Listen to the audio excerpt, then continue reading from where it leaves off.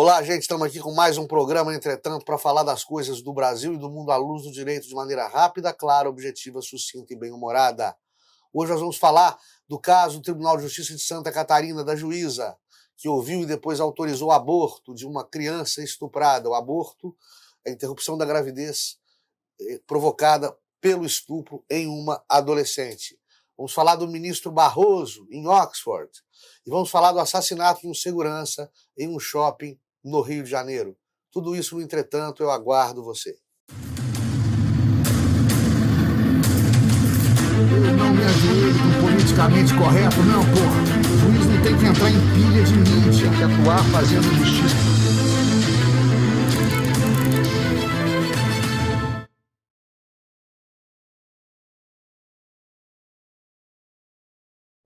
Antes de mais nada, eu devo dizer a vocês que eu, enquanto cidadão, sou radicalmente contrário ao aborto.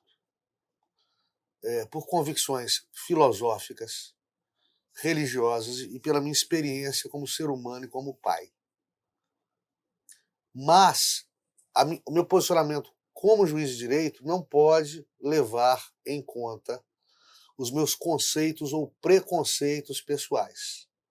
O juiz deve ser imparcial até para isso. E é por isso que eu digo que ser juiz de direito é a magistratura é a profissão mais difícil de todos os tempos. Nós não podemos nos deixar levar pela nossa opinião pessoal. Nós analisamos as provas, analisamos e aplicamos o direito ao caso concreto. Então, ainda que eu seja contrário ao aborto, se eu tiver que amanhã, como já tive, se eu tiver que amanhã ou depois autorizar o aborto legal, eu terei que fazê-lo. Quando é que o aborto é legal? Quando ele é proveniente de estupro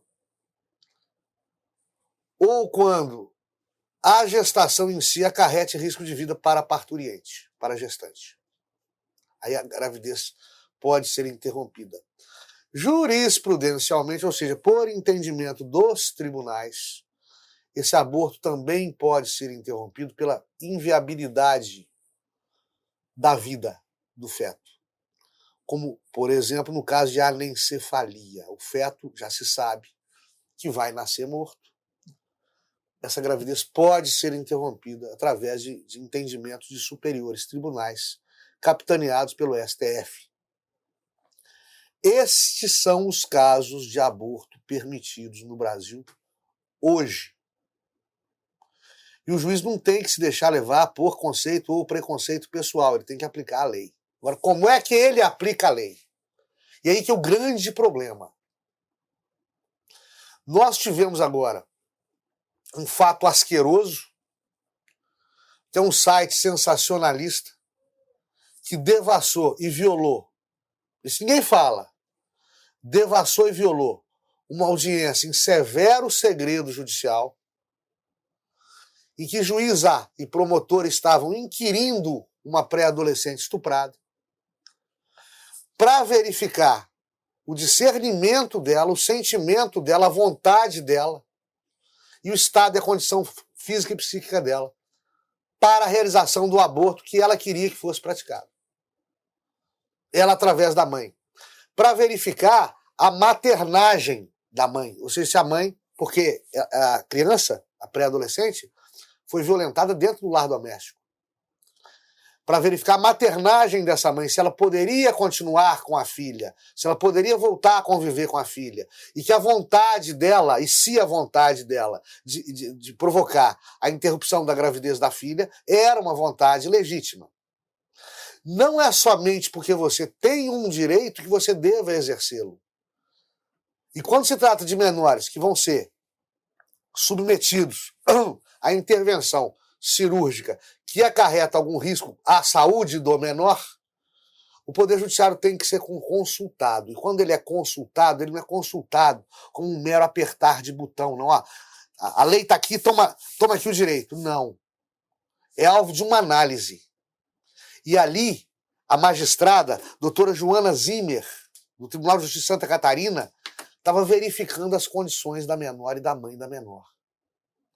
estava tentando explicar para a menor que ela ficaria livre da carga do estupro, livre do mal que lhe foi feito, sem necessariamente interromper a gravidez. Que ela teria alternativas, informando das alternativas que a menor tinha para a menor e para a mãe da menor.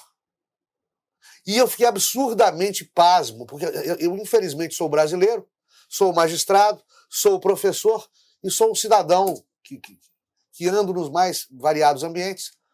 Não seria para mim surpresa alguma ignorância, mas essa foi tamanha que assustou.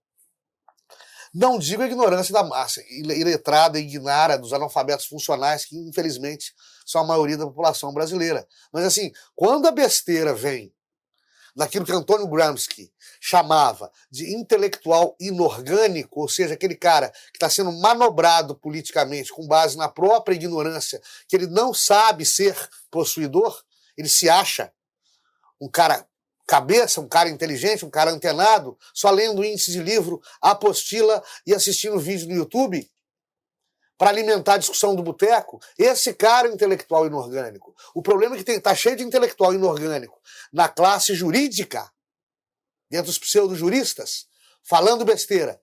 Está cheio de intelectual inorgânico, muitos, entre os jornalistas, falando besteira. E dizendo que a juíza não tinha que ter perguntado, que perguntou, não tinha que ter indagado e nem fornecido alternativas e nem inquirido e nem investigado a mãe da menor. Ou seja, proibindo a juíza de ser juíza, para ela virar aquilo que é uma figura de linguagem que ficou muito famosa de uns tempos para cá, utilizada em uma jurisprudência que depois ganhou o mundo, né?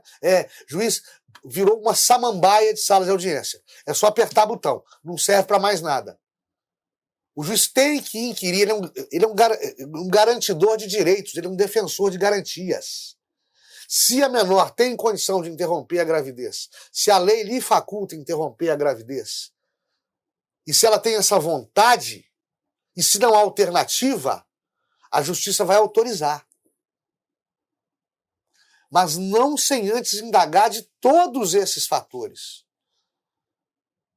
O estranho é enxergar, é ver as pessoas politizando uma coisa. O erro que existe aqui é o site Intercept Brasil ter veiculado isso. Isso é coisa de criminoso. E o cara, o dono do Intercept Brasil, ou é dono do Intercept Brasil, está solto por obra do ministro Gilmar Mendes. O erro aqui foi esse. Porque disso nasce a polarização, a politização de um caso que é judicial. Devassaram as entranhas da pudicícia, do recato, da vida privada de uma pré-adolescente absolutamente vulnerável, a quem o Estado estava dando, o Estado juiz estava dando todo o apoio. Ela foi inquirida com docilidade, com educação e com respeito. Não agiram com educação, respeito e docilidade os detratores de uma posição absolutamente profissional e ética que impunha à magistrada, impunha à juíza o dever de instruir. E foi o que ela fez. E a ignorância é tão grande que não se consegue entender isso. O Poder Judiciário está hoje na berlinda, o Poder Judiciário hoje é uma esfinge desconhecida, também por defeito nosso. Nós, juízes, não sabemos nos mostrar. E quando nos mostramos da maneira errada ao povo e através da mídia. Mas eu também estou cansado de botar a culpa no establishment, no sistema, né? O jornalista ele não teve tempo de estudar por causa de deadline, linha editorial, está recebendo mal, faculdade tá fraca, por isso que o jurista se formou desse jeito, sem formação humanística. Chega! Quem é desonesto intelectual é pilantra. Quem não sabe o que está falando e fala besteira é pilantra. A crítica nasce do conhecimento. Quem não sabe, pergunta. Esse pessoal está contribuindo para agravar e para inflar a ignorância das pessoas e o descrédito das instituições. Com peso terrível para gerações vindouras. Então, está na hora de parar de perdoar esse tipo de gente. Você está usando internet, rede social, fala do que você entende. Não denigre a imagem das pessoas com base na sua vil ignorância, não. Pelo amor de Deus. Nós estamos vivendo uma ditadura da ciência, né? Os detratores covardes da juíza catarinense disseram que havia laudos dizendo da inviabilidade do feto, da gravidez como risco para a gestante. Outra estupidez. Toda gravidez envolve risco para a gestante, como toda bula tem efeito adverso, né? E esses laudos impunham, obrigavam a interrupção da gravidez. Impunham, obrigavam o aborto. Se impunham, obrigavam, o médico deveria ter feito. Ele tinha autonomia para isso. O Código de Ética Médica proíbe depois de 22 semanas. A bomba foi para o juiz. Médico atrasou até chegar para o juiz, para estourar a bomba na mão da magistrada lá de Santa Catarina. E com base em laudo, ela teria que ter autorizado automaticamente o aborto. Besteiras à parte, nós já falamos disso aqui, a juíza cumpriu o dever dela de ouvir a menor vítima, ouvir a mãe da menor vítima, né? Tirando todas essas besteiras, o fato me lembra um colega, um amigo aposentado, hoje desembargador aposentado, ele era juiz minorista em Belo Horizonte. Apareceu uma parturiente menor com 3 laudos, três laudos, dizendo da anencefalia do feto. Ou seja, o feto, inviável, ia morrer, ia nascer morto, ia nascer sem cérebro, sem atividade cerebral alguma. 3 laudos. Né? O meu colega, na época, conversou. Várias rodadas de conversa em audiência com a menor, com o pai da criança, namoradinho da menor. Resolveram esperar o nascimento. A criança nasceu. A criança nasceu com vida, com cérebro. E hoje é bacharel em Direito. E todo aniversário do meu colega, esse ex-feto anencéfalo, jovem advogado, liga para ele e os dois choram muito de felicidade. Choram muito de felicidade. Né? Porque não cederam à ditadura da ciência. 3 laudos. Mas Deus é mais. Segurança morto no shopping na Barra da Tijuca, no Rio de Janeiro. Toda vez que acontece um crime bárbaro, um crime de sangue, um crime com morte, covarde, pode saber que o autor por detrás disso em 99% dos casos, pelo menos, é um cidadão com várias passagens pela polícia, várias passagens pela justiça, algumas condenações criminais, favorecido várias vezes pela leniência da justiça, que solta toda hora, pela leniência da justiça, com condenações brancas. Quem está falando é o juiz de direito criminal, porra. Pela leniência da justiça, com condenações brandas, pela leniência do legislador com penas ridiculamente baixas. E essa covardia em defender a sociedade não é só na aplicação da pena. É na hora de conceder progressão de regime, de fiscalizar regime em meio livre, de fiscalizar livramento condicional. A lei exige exame criminológico. Solta-se sem exame criminológico. Não tem assistente social, não tem agente de Estado com competência para fiscalizar o cumprimento da pena do preso em meio livre. Ele sai albergado, ele sai em regime semiaberto. Em regime aberto, ele volta a praticar crimes cada vez piores. O tempo dele enclausurado é ridiculamente pequeno. Ele é solto, sem os cuidados legais. E ele é vigiado depois de solto, de maneira ridícula, de maneira ineficiente e surreal. É isso que acontece. Todo você que chora um parente morto, vítima de crime de sangue, põe no banco dos réus. Não é só o facínora que matou o seu ente querido, não. Põe no banco dos réus o Estado, o legislador penal. E por que não dizer o operador do direito, que cisma em ser mais bonzinho e leniente ainda do que a lei permite? Vocês querem saber? Vocês ouviram falar do negócio chamado saída teste? Isso não existe na lei. Não existe no Estatuto da Criança e do Adolescente. Um adolescente infrator que cometa ato infracional análogo a crime hediondo, ou seja, um crime hediondo praticado por menor, ou um adolescente infrator que cometa ato infracional cometido com violência ou grave ameaça contra a pessoa, por exemplo, assalto, roubo, latrocínio, ele pode ficar até 3 anos internado. 3 anos internado. Detalhe, de 6 em 6 meses, ele é alvo de um laudo psicossocial, que vai dizer de 6 em 6 meses se ele pode ou não pode voltar para a sociedade. Então, até 3 anos, de 6 em 6 meses, analisa se ele pode sair. O que a lei explica? Entre linhas. Antes de 6 meses não pode sair. Não é isso? O primeiro teste é em 6 meses. Mas, antes de 6 meses,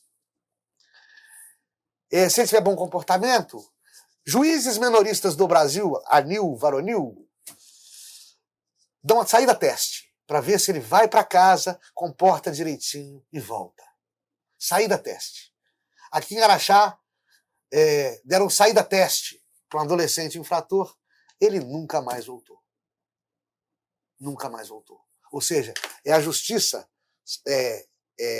sendo mais benevolente. Esse adolescente cumpria medida socioeducativa em Belo Horizonte. Belo Horizonte soltou ele de saída teste, ele nunca mais voltou. Né? É a justiça mais benevolente com o bandido do que a lei ridiculamente benevolente já o é. E aí, para ser bonzinho com o bandido, a justiça é ruinzinha com a sociedade. Isso é revoltante, isso precisa ser revisto. Nós, juízes, temos que entender. Nós temos que parar de encarar o criminoso como uma vítima da sociedade, como um doente social. O criminoso merece, sim, tratamento digno, merece, sim, ressocialização, mas atrás das grades, com penas mais duras, com menos liberdades e mais deveres. O ministro Barroso foi um meeting em Oxford. Gostaram da pronúncia? Eu tive em Oxford também. Lá eles são estudiosos de Brasil. Né? O Brasil é um país sui generis, que rende laudos e teses e contrateses de mestrado e doutorado, dada a nossa atipicidade jurídica. Nós somos um fenômeno mundial, do bom e do mau lado. E Barroso foi lá tentar explicar o inexplicável, Brasil. Missão espinhosa. Lá ele foi trucado por um casal de brasileiros, mas o ponto não é esse. Ele afirma que a população brasileira está vivendo uma crise de civilidade. Ou seja, o povo que paga o nosso salário, o nosso jurisdicionado, não estaria sendo cívico, não estaria sendo civilizado. Isso me lembra um outro caos. Eu estava num seminário sobre sistema prisional. Eu, juízes e um monte de autoridades de outros poderes, dentre os quais eu me recordo um deputado e um governador. Além de secretário de segurança, secretário de sistema prisional, deputado de direitos humanos, pastoral carcerária, e todo mundo, os discursos idênticos em um ponto. O sistema prisional brasileiro é falido. O sistema prisional brasileiro não tem jeito. O sistema prisional brasileiro está em ruínas.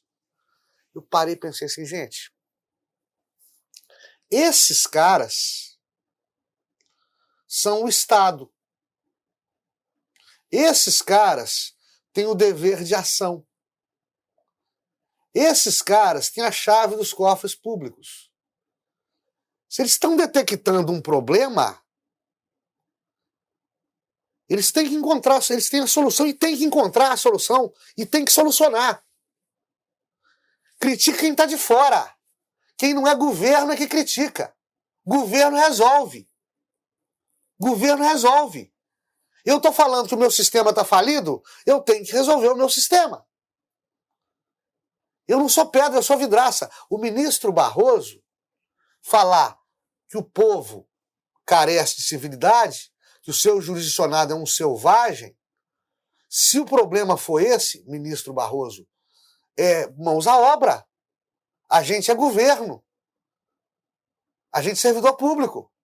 Faz o que eu faço, ministro Barroso. É claro, guardadas as devidas e honrosas proporções, eu promovo cultura, lazer, educação para criança de baixa renda nos meus momentos de folga, dou palestra, né, produzo oficina literária, dou o livro, né, reinsiro, reeducando no mercado de trabalho, ajuda adolescente com o primeiro emprego. Tudo isso fora do expediente, ministro Barroso. Tudo isso sem remuneração, ministro Barroso. É isso que eu faço pela população incivil, ministro Barroso. Eu ajo. Eu corro atrás. Eu não falo do feio. Eu tento embelezar o feio. É isso que nós temos que procurar fazer. Sobretudo, fica muito ruim essa postura, como quando estamos no exterior falando do nosso povo. Falando do nosso povo, que tem inúmeros defeitos, alguns deles incorrigíveis, mas outros corrigíveis e que nós, governo, temos que tentar corrigir. Lembrando que um dos defeitos que nós não temos é a ausência de orgulho pela nossa pátria, da nossa pátria e pelo nosso concidadão. Nós temos muito orgulho de ser brasileiros, apesar dos pesares. E não merecemos ser defenestrados publicamente, sermos apupados como selvagens publicamente em congressos internacionais perante uma população, perante um público distinto que está querendo ouvir coisa boa do Brasil através dos seus próceres, através dos seus líderes. E não críticas, por mais construtivas que sejam, de defeitos que nós, líderes, é que deveríamos buscar, tentar corrigir. Até a próxima. Fiquem todos com Deus. Dê o seu like, clique na sinetinha e inscreva-se no canal.